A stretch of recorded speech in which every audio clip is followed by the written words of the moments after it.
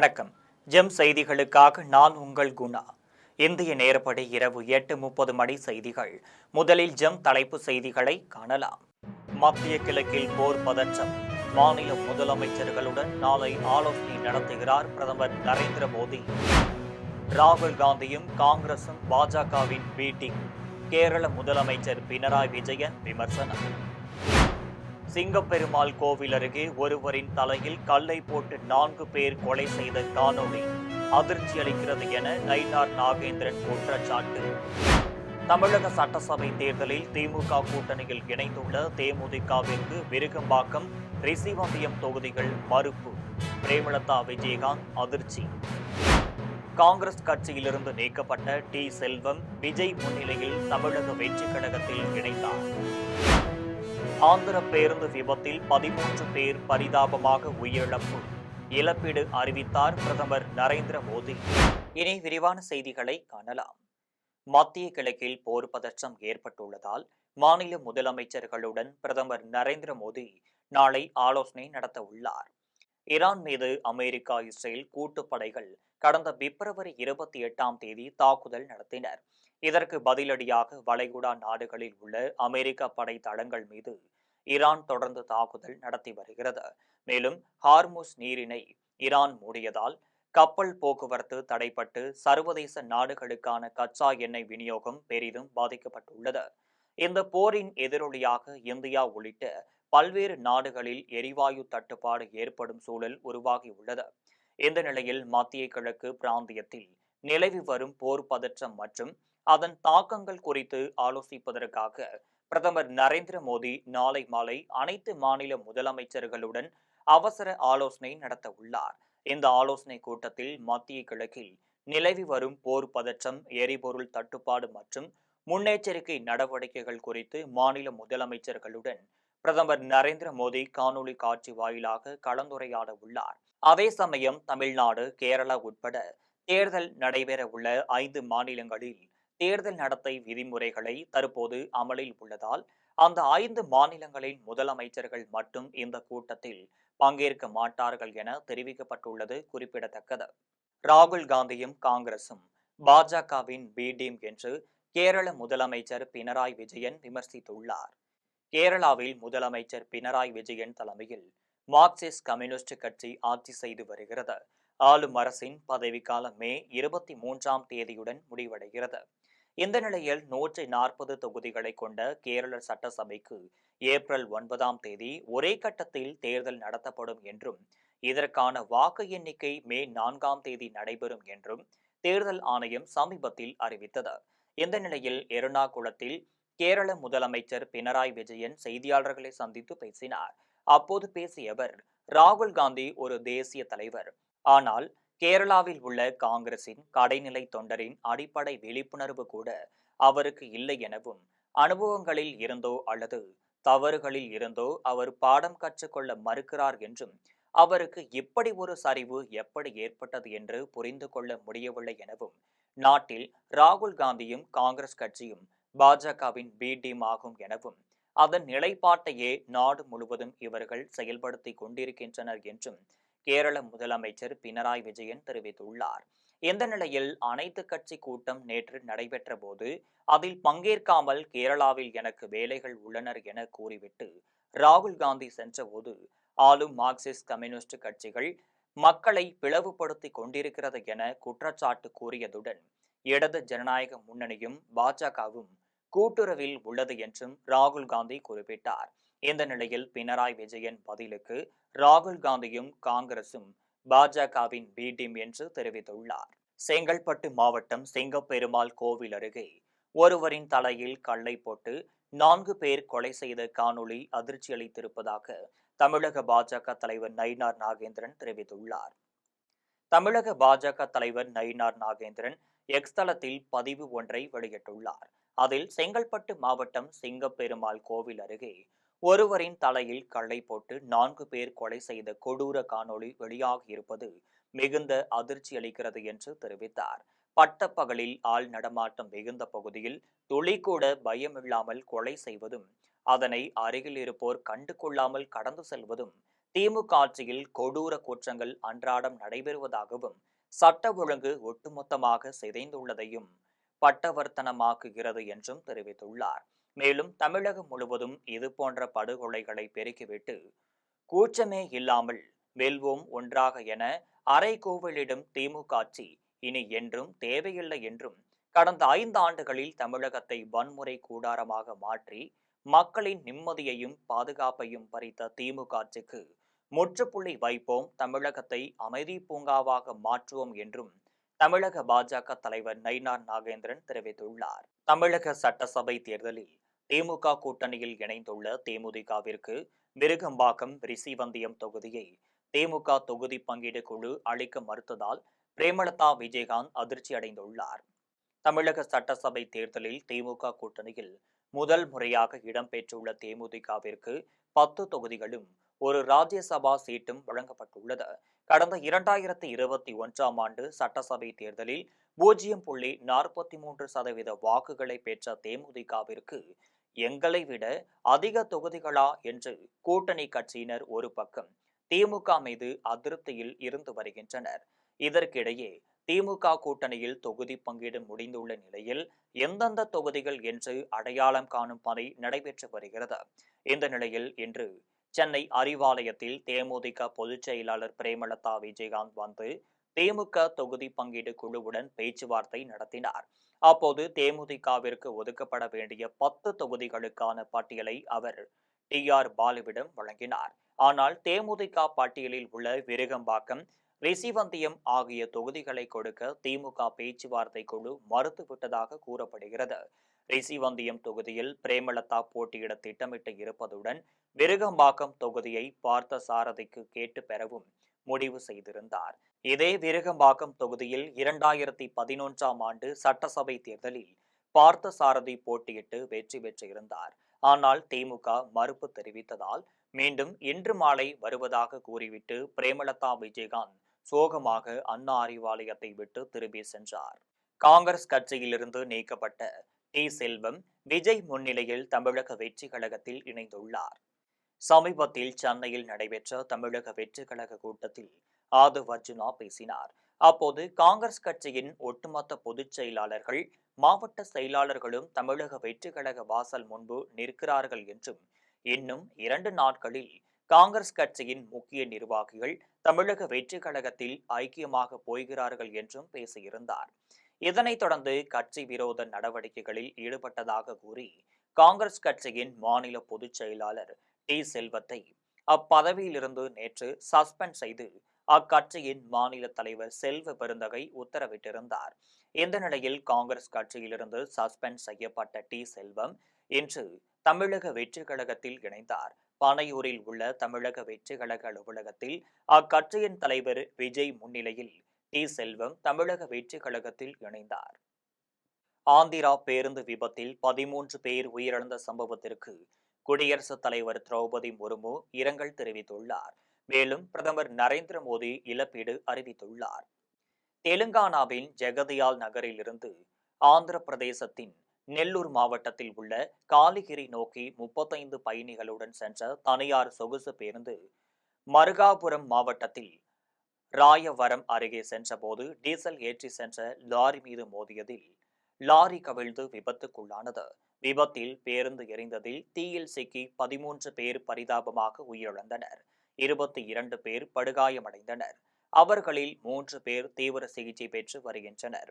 விபத்து பற்றி அறிந்த ஆந்திர பிரதேச முதலமைச்சர் சந்திரபாபு நாயுடு அதிர்ச்சியும் வேதனையும் தெரிவித்துள்ளார். இதேபோன்று தெலுங்கானா முதலமைச்சர் ரேவேந்திர ரெட்டியும் ஆழ்ந்த அதிர்ச்சியை தெரிவித்துள்ளார். சம்பவம் பற்றி அறிந்ததும் குடியரசுத் தலைவர் திரௌபதி முர்மு எக்ஸ் தளத்தில் செய்தி வெளியிட்டுள்ளார். அதில் ஆந்திர பிரதேசத்தின் மருகாம்புரம் மாவட்டத்தில் ஏற்பட்ட பேருந்து விபத்து பற்றி அறிந்து ஆழ்ந்த கவலை அடைந்தேன் என்றும், பாதிக்கப்பட்டோரின் குடும்பத்திற்கு ஆழ்ந்த இரங்கலை தெரிவித்துக் கொள்கின்றேன் என்றும், காயமடைந்தவர்கள் விரைவில் குணமடைந்து திரும்ப வேண்டிக் கொள்கிறேன் என்றும் குடியரசுத் தலைவர் திரௌபதி முர்மு தெரிவித்துள்ளார். மேலும் பேருந்து விபத்திற்கு பிரதமர் நரேந்திர மோடி இரங்கல் தெரிவித்துள்ளதுடன் உயிரிழந்தோரின் குடும்பத்திற்கு பிரதமர் தேசிய நிவாரண நிதியிலிருந்து தலா ரூபாய் 2 லட்சம் இழப்பீடு வழங்கப்படும் என்றும் காயமடைந்தவர்களுக்கு ரூபாய் 50,000 வழங்கப்படும் என்றும் பிரதமர் நரேந்திர மோடி அறிவித்துள்ளார். நாய்க்கு எலும்பு துண்டை வீசுவது போல் ஓட்டுக்கு பணம் கொடுத்து சட்டமன்ற உறுப்பினர்களாகவோ நாடாளுமன்ற உறுப்பினர்களாகவோ வெற்றி பெற்று மக்களுக்கு சேவை செய்யும் அவர்கள் என அவ்வளவு புனிதர்களா என சேலத்தில் நடைபெற்ற பரப்புரையில் நாம் தமிழர் சீமான் விமர்சித்தார். சேலம் மாவட்டம் ஓமலூரில் நடைபெற்ற நாம் தமிழர் கட்சியின் பரப்புரை கூட்டத்தில் கட்சியின் தலைமை ஒருங்கிணைப்பாளர் சீமான் கலந்து கொண்டு உரையாற்றினார். அண்ணா சிலை அருகே நடைபெற்ற கூட்டத்தில் கட்சி நிர்வாகிகள் மற்றும் தொண்டர்கள் சீமானுக்கு மேளதாளத்துடன் உற்சாக வரவேற்பு அளித்தனர். அதன்பின் ஓமலூர் தொகுதி வேட்பாளர் சிவசக்தி, எடப்பாடி தொகுதி வேட்பாளர் பிரியதர்ஷினி அருணாச்சலம், சங்ககிரி தொகுதி வேட்பாளர் நித்யா அருண் மற்றும் மேட்டூர் தொகுதியின் நட்சத்திர வேட்பாளர் வீரப்பனின் மகள் வித்யராணி ஆகியோரை ஆதரித்து பிரச்சார வாகனத்தில் இருந்தபடி சீமான் வாக்கு சேகரித்தார். அப்போது பேசிய அவர் அரசு மருத்துவமனைகள் தரமற்ற நிலையில் செயல்படுவதாக குற்றம் சாட்டினார். மேலும் அமைச்சர்கள் மற்றும் முதலமைச்சர் கூட தனியார் மருத்துவமனைகளில் சிகிச்சை பெறும் நிலையில் அரசு மருத்துவமனைகளின் தரம் குறித்து பொதுமக்கள் கேள்வி எழுப்ப வேண்டிய அவசியத்தில் உள்ளனர் என நாம் தமிழர் சீமான் தெரிவித்தார். மேலும் நாய்க்கு எலும்பு துண்டு போடும் மாதிரி ஓட்டுக்கு பணம் கொடுக்கிறார்கள். ஓட்டுக்கு பணம் கொடுத்து சட்டமன்ற உறுப்பினர், நாடாளுமன்ற உறுப்பினராகி மக்களுக்கு சேவை செய்யும் அவர்கள் என்ன அவ்வளவு பெரிய புனிதர்களா என்று கடுமையாக விமர்சித்தார்.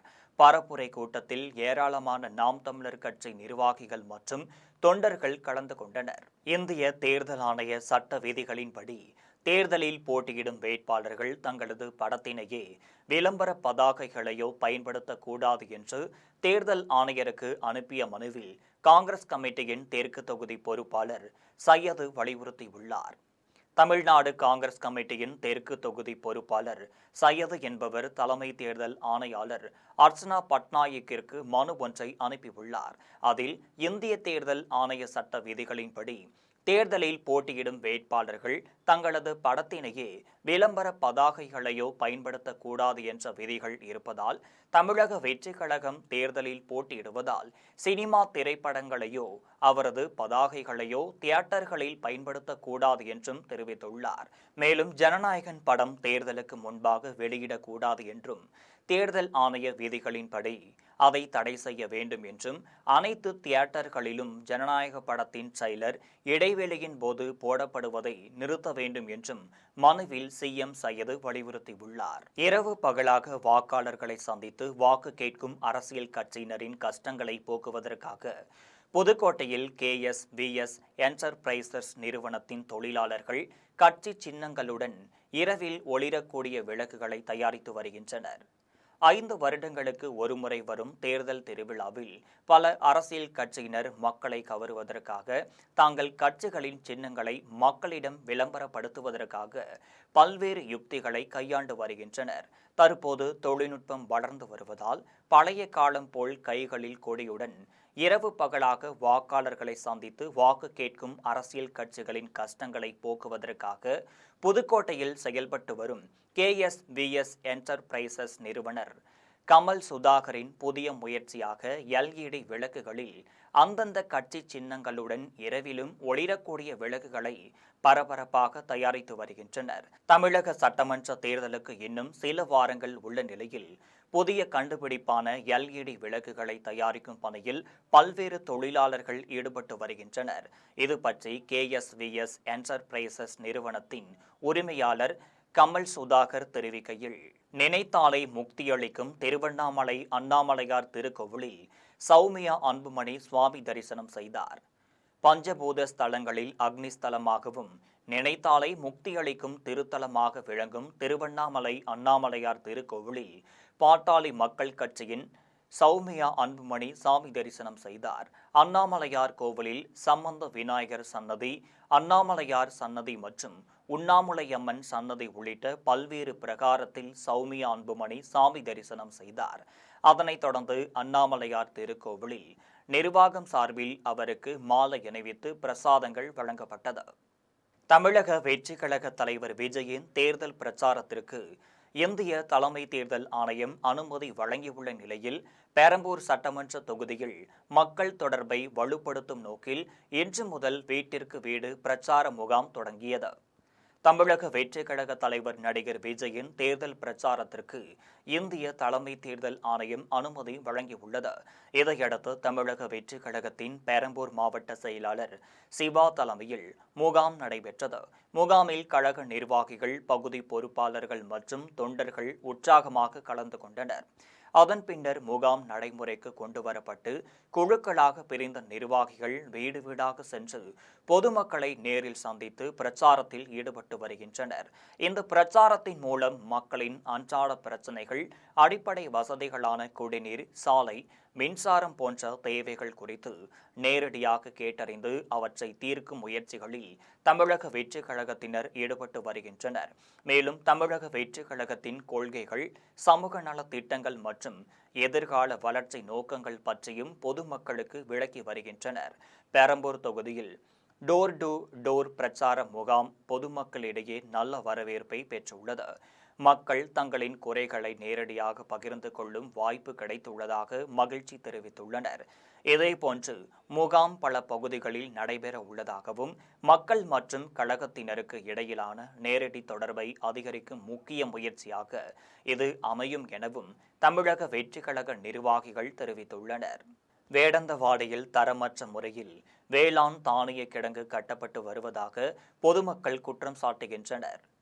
திருவண்ணாமலை மாவட்டம் மங்களம் அடுத்த வேடந்தவாடி கிராமத்தில் ரூபாய் 25 லட்சம் மதிப்பீட்டில் வேளாண் தானிய கிடங்கு கட்டப்பட்டு வருகிறது. இந்த நிலையில் கடந்த சில தினங்களுக்கு முன்பு சரியான அளவில் சிமெண்ட் கலக்காமல் சுற்றுச்சுவர் கட்டப்பட்டதால் சுற்றுச்சுவர் இடிந்து விழுந்து விட்டதாகவும், இதேபோன்று தரமற்ற முறையில் வேளாண் தானிய கிடங்கு கட்டப்பட்டு வருவதாகவும் பொதுமக்கள் குற்றம் சாட்டுகின்றனர். மேலும் சம்பந்தப்பட்ட அதிகாரிகள் ஆய்வு செய்து தரமான முறையில் வேளாண் தானிய கிடங்கு கட்ட நடவடிக்கை எடுக்க வேண்டும் என பொதுமக்கள் கோரிக்கை விடுத்துள்ளனர். புதுக்கோட்டை கலைஞர் பூங்காவில் சேலஞ்சர் ரோலர் ஸ்கேட்டிங் அகாடமியில் பயிற்சி பெற்று வந்த 5 வயது சிறுவன் 1 மணி நேரத்தில் ஸ்கேட்டிங் மூலம் 11.55 கிலோமீட்டர் தூரத்தை கடந்து சாதனை படைத்துள்ளார். புதுக்கோட்டை கலைஞர் பூங்காவில் மாநகராட்சி சார்பில் அமைக்கப்பட்டுள்ள ஸ்கேட்டிங் பயிற்சி மைதானத்தில் 200க்கு மேற்பட்டோர் ஸ்கேட்டிங் பயிற்சி பெற்று வருகின்றனர். இதில் சேலஞ்சர்ஸ் ரோலர் ஸ்கேட்டிங் அகாடமி சார்பில் பயிற்சியாளர்கள் சிவராமன், பாண்டியன் ஆகியோர் மாணவர்களுக்கு தொடர்ந்து ஸ்கேட்டிங் பயிற்சி அளித்து வருகின்றனர். இங்கு பயிற்சி பெற்று வரும் மாணவர்கள் பல்வேறு மாநில அளவிலான போட்டிகளிலும் வெற்றி பெற்று பல்வேறு பதக்கங்களை பெற்றுள்ளனர். இந்த நிலையில் புதுக்கோட்டை கலைஞர் பூங்காவில் பயிற்சி பெற்ற பொழில் மகிழன் என்ற 5 வயது சிறுவன் 7.18 கிலோமீட்டர் தூரத்தை 57 நிமிடத்தில் கடந்து இந்தியன் புக் ஆஃப் ரெக்கார்ட்ஸில் உலக சாதனை படைத்துள்ளார். இதனை முறியடிக்கும் வகையில் சிறுவன் பொழில் மகிழன் தன்னுடைய தாய் சிவப்பிரியா உதவியுடன் மாஸ்டர் சிவராமன், பாண்டியன் ஆகியோருடன் தொடர்ந்து பயிற்சி பெற்று வந்தார். இந்த நிலையில் புதுக்கோட்டை கலைஞர் பூங்காவில் 1 மணி நேரத்தில் ஸ்கேட்டிங் மூலம் 11.55 கிலோமீட்டர் தூரத்தை கடந்து சாதனை படைத்துள்ளார். மாணவனின் சாதனையை வீடியோவை இந்தியன் புக் ஆஃப் ரெக்கார்ட்ஸ் குழுவினருக்கு பயிற்சியாளர்கள் அனுப்பி வைத்தனர். மேலும் அந்த குழுவினர் இந்த வீடியோவை பார்த்துவிட்டு அதற்கான சான்றிதழ்களை வழங்குவதற்கு விரைவில் வருவார்கள் என்றும் பயிற்சியாளர்கள் தெரிவித்தனர். காமராஜர் தேசிய காங்கிரஸ் கட்சி வெற்றி பெற்று சட்டமன்றத்திற்கு சென்றால் அனைத்து இந்து ஆலயங்களிலும் ஆழ்வார் பாசனம், நாயன்மார்கள் பாசனம், சக்தி வழிபாட்டு பாடல்களை நடைமுறைக்கு கொண்டுவர குரல் கொடுப்போம் என்று கட்சியின் பொதுச் செயலாளர் முரளி தெரிவித்துள்ளார். சென்னை ஆவடி அடுத்த திருமுல்லை வாயில் பகுதியில் அமைந்துள்ள பச்சையம்மன் ஆலயத்தில் காமராஜர் தேசிய காங்கிரஸ் சார்பில் நாங்குநேரி சட்டமன்ற தொகுதியில் போட்டியிடும் மாநில பொதுச் செயலாளர் முரளி சிறப்பு தரிசனம் செய்து தனது பிரச்சாரத்தை துவங்கினார். இதேபோன்று செங்கல்பட்டு, வேலூர், ராணிப்பேட்டை உள்ளிட்ட தொகுதிகளில் போட்டியிடும் வேட்பாளர்களும் சாமி தரிசனம் செய்து தங்களது தேர்தல் பிரச்சாரத்தை தொடங்கினர். அப்போது மக்களை கவரும் பல முக்கிய வாக்குறுதிகளை அளித்து வாக்கு சேகரித்தனர். பிரச்சாரத்தை தொடங்கிய காமராஜர் தேசிய காங்கிரஸ் கட்சியின் மாநில பொதுச் செயலாளர் முரளி செய்தியாளர்களை சந்தித்து பேசினார்.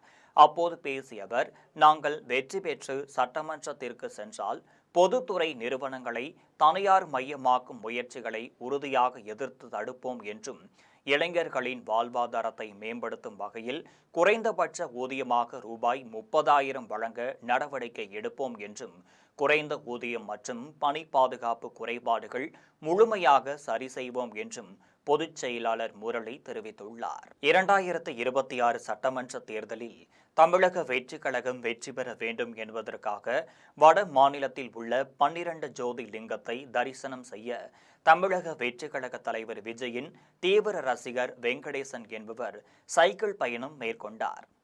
செங்கல்பட்டு வடக்கு மாவட்ட தமிழக வெற்றிக் கழகம் சார்பில் வடக்கு மாவட்ட செயலாளர் மின்னல் குமார் தலைமையில் சென்னை அடுத்த திருநீர்மலையில் வசிக்கும் தமிழக வெற்றிக் கழக தலைவர் விஜயின் தீவிர ரசிகரான வெங்கடேசன் என்பவர் வருகின்ற 2026 சட்டமன்ற தேர்தலில் தமிழக வெற்றிக் கழகம் அமோகமாக வெற்றி பெற வேண்டி 12 ஜோதிர்லிங்கத்தை தரிசனம் செய்வதற்கு சைக்கிள் யாத்திரை மேற்கொண்டார்.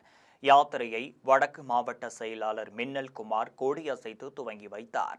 வட மாநிலத்தில் உள்ள 12 ஜோதிர்லிங்கத்தை வெங்கடேசன் தரிசனம் செய்த பின்னர் ராமேஸ்வரம் சென்று ராமநாத சுவாமியை தரிசித்து சென்னை திரும்புகிறார்.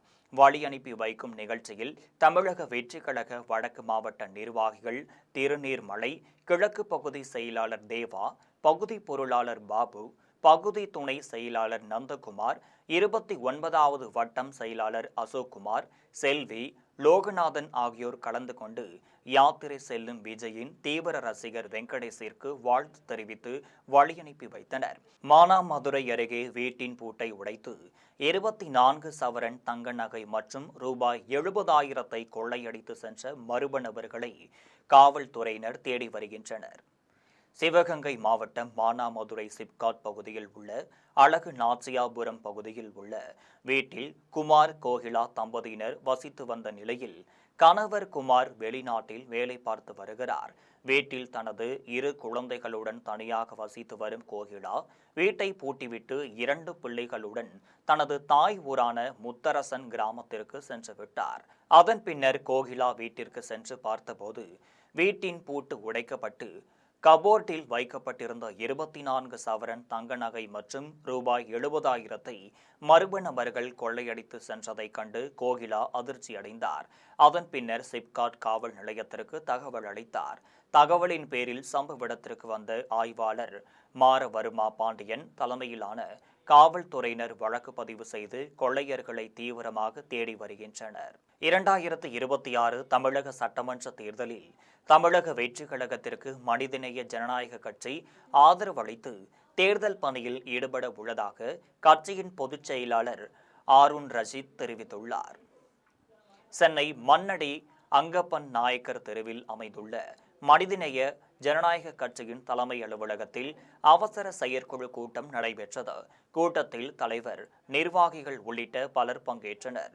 கூட்டத்தில் தமிழக வெற்றிக் கழக கூட்டணியில் மனிதநேய ஜனநாயக கட்சி இணைந்து 5 தொகுதிகளில் போட்டியிடுவது எனவும் தமிழக வெற்றிக் கழகத்திற்கு ஆதரவு அளிப்பது எனவும் தீர்மானம் நிறைவேற்றப்பட்டது. கூட்டத்தை தொடர்ந்து மனிதநேய ஜனநாயக கட்சியின் பொதுச் செயலாளர் ஆருண் ரஷீத் செய்தியாளர்களை சந்தித்து பேசினார். அப்போது சிறுபான்மை மக்களுக்கும் தாழ்த்தப்பட்ட மக்களுக்கும் மறைமுகமாக துரோகம் செய்யும் திமுக அரசை வீழ்த்த வேண்டும் என்றும், அதேபோன்று பாஜகவிற்கு ஆதரவு தெரிவிக்கும் அதிமுகவை வீழ்த்த வேண்டும் என்றும் தெரிவித்தார். மேலும் இளைஞர்களின் மிகப்பெரிய சக்தியாக இருக்கும் தமிழக வெற்றிக் கழகத்திற்கு ஆதரவு அளிப்பதாக அவசரமாக கூட்டப்பட்ட செயற்குழு கூட்டத்தில் முடிவெடுத்து அறிவித்துள்ளதாகவும், 2026 சட்டமன்ற தேர்தலில் தமிழக வெற்றிக் கழகத்தில் போட்டியிடும் வேட்பாளர்களுக்கு மனிதநேய ஜனநாயக கட்சியினர் களம் இறங்கி பணி செய்வார்கள் என்றும், மே மாதம் 4ஆம் தேதி தளபதி விஜயின் முதலமைச்சராக பதவியேற்கும் நிலை வரும் எனவும் மனிதநேய ஜனநாயக கட்சியின் பொதுச் செயலாளர் ஆருண் ரஷீத் தெரிவித்துள்ளார். தம்பி போல் பழகிய துணை இயக்குனர் மோசடி செய்துவிட்டதாக சின்னத்திரை நடிகை தாமரை செல்வி போரூர் காவல் நிலையத்தில் புகார் அளித்துள்ளார். விஜய் டிவியின் பிக் பாஸ் ரியாலிட்டி நிகழ்ச்சிகள் மூலம் பிரபலமான தாமரை செல்வி என்ற நடிகை தன்னுடைய இன்ஸ்டாகிராம் பக்கத்தில் கண்ணீருடன் 2 வீடியோக்களை அடுத்தடுத்து வெளியிட்டுள்ளார். இது சமூக வலைதளத்தில் வைரலாகி வருகிறது. அதில் தான் ஒருவருக்கு உதவி செய்த நிலையில் அந்த ஆள் தன்னுடைய நகைகளை ஏமாற்றி விட்டார் என்றும் குற்றம் சாட்டியுள்ளார். மேலும் சின்னத்திரை நடிகை ஸ்வேதாவின் கணவர் என கூறிக்கொண்டு வரும் ஆதி என்பவருக்கு ஒரு சிக்கல் என்று கூறியபோது 3 சவரன் தங்க சங்கிலியை கொடுத்து அதை அடகு வைத்து பணத்தை எடுத்துக்கொள்ள சொன்னேன் என்றும், ஆனால் அடகு வைக்க கொடுத்த நகையை 2 நாளில் மீண்டும் அதை விற்றுவிட்டதாகவும், அந்த பணத்தின் மூலம் பலருக்கு உதவி செய்தது போல் வீடியோ வெளியிட்டுள்ளதாகவும் தாமரை செல்வி குற்றம் சாட்டியுள்ளார். இதையடுத்து இது தொடர்பாக துணை இயக்குனர் ஆதி மீது தாமரை செல்வி காவல் நிலையத்தில் புகார் அளித்துள்ளார். புகாரின் பேரில் காவல்துறையினர் விசாரணை நடத்தி வருகின்றனர். மாடம்பாக்கத்தில் 2 குழந்தைகளுடன் தாய் கிணற்றில் குதித்து தன்னுயிரை மாய்த்து கொண்ட நிலையில் கடன் தொல்லையே அதற்கு காரணம் என காவல்துறையினர் தெரிவித்துள்ளனர். காஞ்சிபுரம் மாவட்டம் மணிமங்கலம் அடுத்த மாடம்பாக்கத்தைச் சேர்ந்த சம்சியா ஆசிப் தம்பதியினருக்கு ஆசிஃபா அஃப்தர் ஆகிய 2 பிள்ளைகள் இருந்தனர். ஆசிப் கடந்த 1.5 ஆண்டுகளுக்கு முன்பு தன்னுயிரை மாய்த்து கொண்டார். கணவர் மரணத்திற்கு பிறகு கடனை திருப்பி செலுத்த முடியாத நிலையில் மன உளைச்சலுடன் இருந்து வந்த சம்சியா தன் 2 குழந்தைகளுக்கு தின்பண்டங்களை வாங்கி கொடுத்துவிட்டு குழந்தைகளுடன் மாடம்பாக்கம் அருகே உள்ள விவசாய கிணற்றில் விழுந்து உயிரை மாய்த்து கொண்டதாக காவல்துறையினர் தெரிவித்துள்ளனர். கடன் தொல்லை காரணமாக உயிரை மாய்த்து கொள்ளப் போவதாக எழுதி வைத்துள்ள கடிதத்தையும் கைப்பற்றியுள்ளனர். இதுகுறித்து காவல்துறையினர் வழக்கு பதிவு செய்து மேலும் விசாரணை மேற்கொண்டு வருகின்றனர். கெங்கவள்ளி அருகே மலை கிராமத்தில் அடிப்படை வசதிகளை செய்து தராததால் வரும் சட்டமன்ற தேர்தலை புறக்கணிக்கப் போவதாக கூறி செங்காட்டுப்பட்டி பகுதியில் 500க்கும் மேற்பட்ட பொதுமக்கள் போராட்டத்தில் ஈடுபட்டனர். சேலம் மாவட்டம் கெங்கவள்ளி அடுத்த மலை கிராமமான பச்சைமலை கிராமத்தில் 40க்கும் மேற்பட்ட குட்கிராமங்கள் உள்ளனர். இந்த நிலையில் உப்புளியாபுரம் டாப் மலைப்பாதைகளில் ஒரு வழி பாதையாக உள்ள இருவழி பாதையாக மாற்ற வேண்டும், 108 ஆம்புலன்ஸ் வசதி செய்து தர வேண்டும், பள்ளியில் ஆங்கில வழி கல்வி கொண்டு வர வேண்டும் என்பன உள்ளிட்ட பல்வேறு கோரிக்கைகளை அரசு நிறைவேற்ற வேண்டும் என வலியுறுத்தி 500க்கும் மேற்பட்ட பொதுமக்கள் செங்காட்டுப்பட்டி பகுதியில் போராட்டத்தில் ஈடுபட்டனர். மேலும் எங்கள் கோரிக்கைகளை நிறைவேற்றாத அரசியல்வாதிகள் யாரும் ஓட்டு கேட்க வர வேண்டாம் என விளம்பர பதாகையும் வைத்துள்ளனர். பொன்னேரி தனி சட்டமன்ற தொகுதியில் நாம் தமிழர் கட்சியின் வேட்பாளர் ராசாத்தி பறை இசை முழங்க பொம்மலாட்ட கலைஞர்களுடன் தீவிர வாக்கு சேகரிப்பில் ஈடுபட்டார்.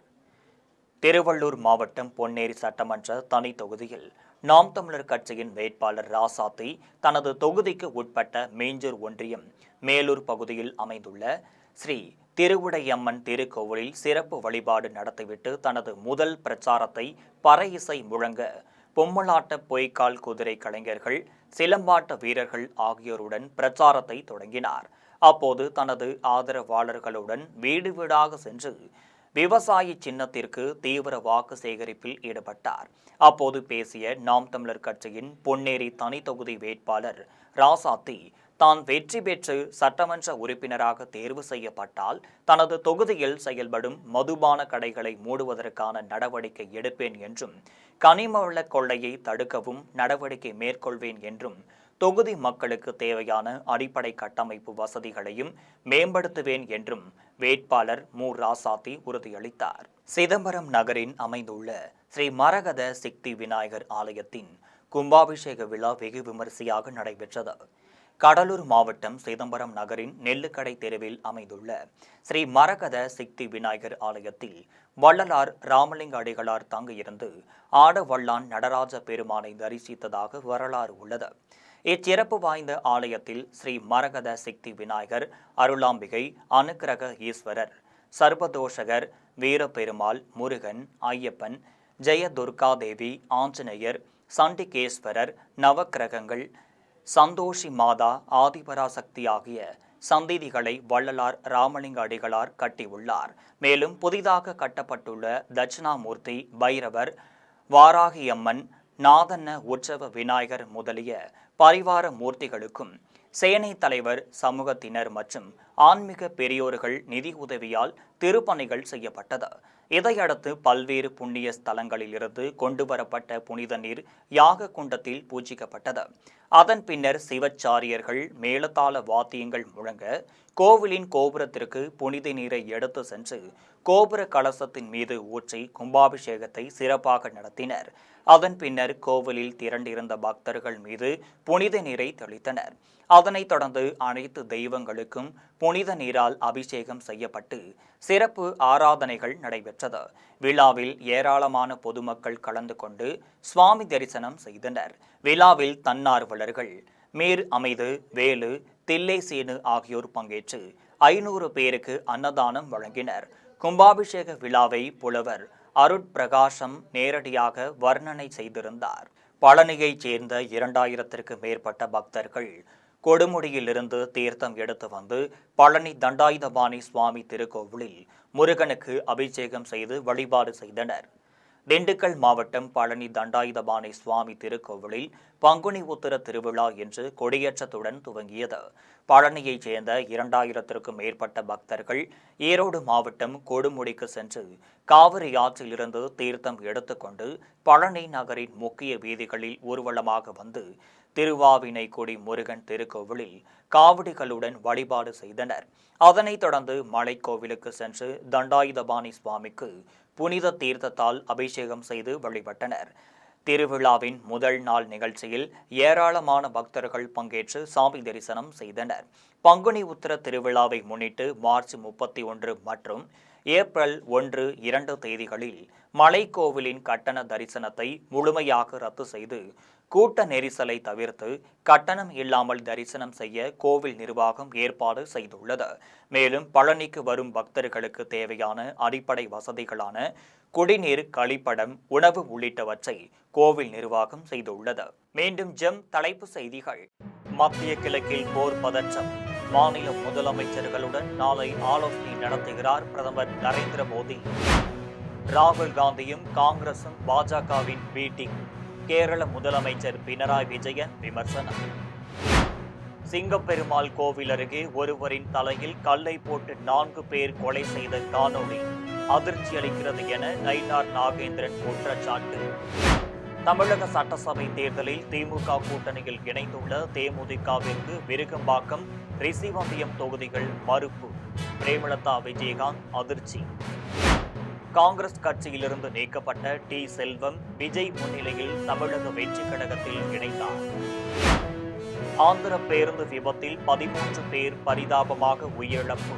இழப்பீடு அறிவித்தார் பிரதமர் நரேந்திர மோடி. இத்துடன் செய்திகள் நிறைவடைகின்றன. மீண்டும் செய்திகள் இரவு 12 மணிக்கு. உடனுக்குடன் செய்திகளை காண gemlive.tv என்ற இணையதளத்தில் இணைந்திருங்கள். நன்றி, வணக்கம்.